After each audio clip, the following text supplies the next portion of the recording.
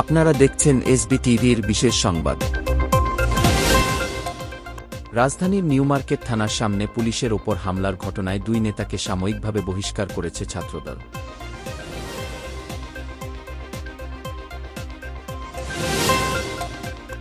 আমাদের সঙ্গে প্রতারণা করা হয়েছে, আন্দোলন চলবে, দাবি না মানলে স্কুলে তালা দেওয়ার হুঁশিয়ারি শিক্ষকদের। বাংলাদেশের কৃষককে তুলে নেয়ার প্রতিবাদে ভারতীয় কৃষককেও ধরে এনে বিজিবি সদস্যদের হাতে তুলে দেয় বাংলাদেশি কয়েকজন নাগরিক।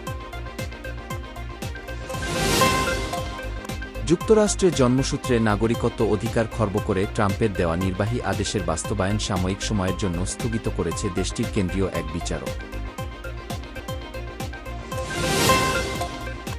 যুক্তরাষ্ট্রে ডোনাল্ড ট্রাম্প প্রশাসনের অভিষেকের মাত্র ৩ দিনের মধ্যে অবৈধ অভিবাসীদের বিরুদ্ধে সাঁড়াশি অভিযান, গ্রেপ্তার ৫৩৮।